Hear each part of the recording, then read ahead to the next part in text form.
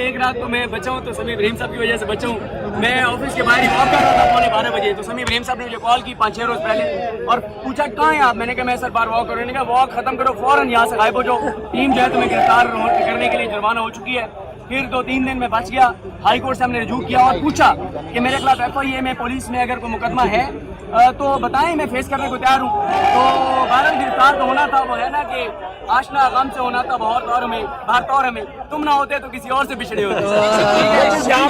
اچھا میں ایک اور بات کرنا چاہتا ہوں, یہ سارے نامعلوم جو ہے برے نہیں ہیں, کچھ نامعلوم ہمیں بتا دیتے ہیں کہ ٹیم نکل آئی ہے, تو ان کا بہت بہت شکریہ. اور اکثریت ایسے نامعلوم ہیں جن کے دل صحافیوں کے ساتھ دھڑکتے ہیں, آزادیوں کے ساتھ دھڑکتے ہیں, اور جن کے دل کیا کہنا چاہیں گے آپ؟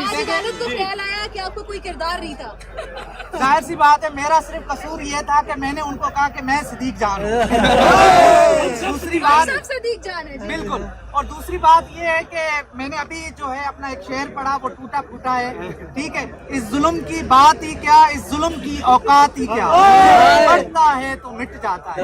آپ نے دیکھا میرے پہ الزام یہ تھا کہ میں نے پولیس والے پہ حملہ کیا, شیل چھینے, بندوق چھینی, ٹھیک ہے.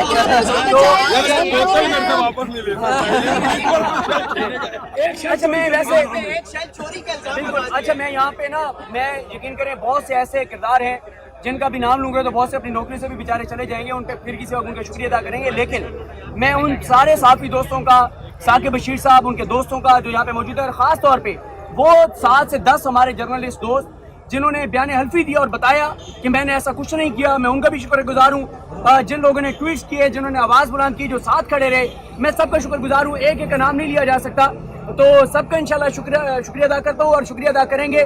باقی یہ ہے کہ مجھے جیل جا کے اور حوالات میں جا کے پتہ چلا کہ اتنی بات نہیں ہے. جو چیز سمجھنے والی ضروری ہے, ہمیں یہ بتائیں کہ آپ اندر چلے گئے, باہر آ گئے, آپ کے کام کرنے میں کیا فرق پڑے گا؟ میرے کام کرنے میں یہ فرق پڑے گا کہ پہلے دیکھتے تھے جیل جاتے ہیں, یہ ہوتا ہے, وہ ہوتا ہے, حوالات میں جاتے ہیں, کہیں نہ کہیں آپ کے ذہن کے کسی علاقے میں اس سمے ایک ہوتا ہے کہ آپ جا سکتے ہیں, لیکن میں نے آپ کو بتایا جا کے پتہ چلا کہ اچھی جگہ ہے. اچھا, کوئی انویسٹیگیشن میں انہوں نے شیل کا سوال کیا؟ دیکھیں مجھ سے شیل کا سوال تو بالکل ہوا اور کہا کہ آپ کے اوپر الزام یہ ہے. دیکھیں سمیع صاحب, میں اس پولیس اہلکار کی بھی مجبوری سمجھتا ہوں جس کے ساتھ ہم نے انسانیت کے ناطے بھلا کیا, اس کی جان بچائی, اس کو اوپر لائے, وہی میرے خلاف کمپلینٹ بن گیا کہ میں نے اس کو حملہ کیا. میں اس کی مجبوری سمجھتا ہوں, مجھے اس سے کوئی شکوہ نہیں ہے, کیونکہ مجھے کسی کا ہو سکتا ہے اس بیچارے کو پتہ ہی نہ ہو کہ اس کی طرف سے اپلیکیشن دے دی گئی ہے, یا اس نے اپنی نوکری بچانے کے لیے بھی یہ کیا, تو مجھے اس سے کوئی شکوہ نہیں ہے. اصل بات یہ ہے کہ سمیع صاحب, عمران ریاض صاحب, انور بھائی, صبح جب میں جاگا تھا 18 کو جب ہم یہاں سے گئے اور 19 کو صبح میں جاگا, جیسے ہی میں جاگا میں نے ٹویٹر پہ جو کمپین دیکھی جس میں مریم نواز صاحبہ جس کمپین کو لیڈ کر رہی تھی, جس میں کہا گیا کہ میں GB کے پولیس اہلکار سے شیلنگ کروا رہا ہوں اسلام آباد پولیس پر, میں نے اسی وقت میاں علی شفاق صاحب سے بات کی, ان کی ٹیم سے بات کی, آج صاحب ہیں, فیاض صاحب ہیں, قدیر صاحب ہیں, سب سے میری بات ہوئی. میں نے کچھ اپنے دوستوں کو لگا دیا کہ سارے ٹویٹس کے وہ ریکارڈ لیں. اسی رات اسی دن میں نے اور میاں علی شفاق صاحب نے اپنے اپلیکیشن دائر کرنی تھی FIA کے پاس مریم نواز صاحبہ اور ان لوگوں کے خلاف جو یہ الزام لگا رہے تھے کہ میں GB کے پولیس اہلکار سے شیلنگ کروا رہا ہوں, حالانکہ وہ GB کا نہیں تھا, وہ تو اسلام آباد پولیس کا تھا. بیان بھی آ گیا. ہاں, تو اب جب انہوں نے دیکھا کہ وہ نہیں بنا تو پھر یہ کیس ڈال دیا.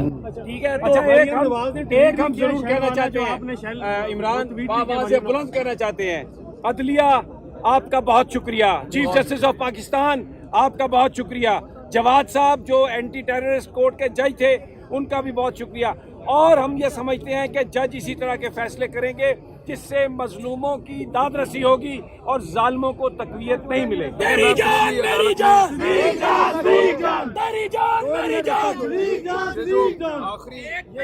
چھوٹے آگے شوگر کے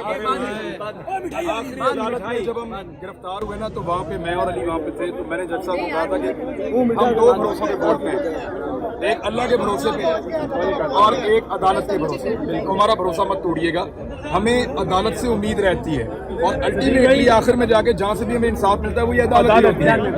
یہ ایک پازیٹیو چیز ہے اور امید کی کرن بھی یہی ہے. اور جو لوگ یہ گرفتاریاں کرتے ہیں, یہ فضائیت کرتے ہیں, ان کو یہ بات سمجھنی پڑے گی کہ یہ زیادہ دیر نہیں چلے گا, یہ کہیں پہ آپ کو روکنا پڑے گا.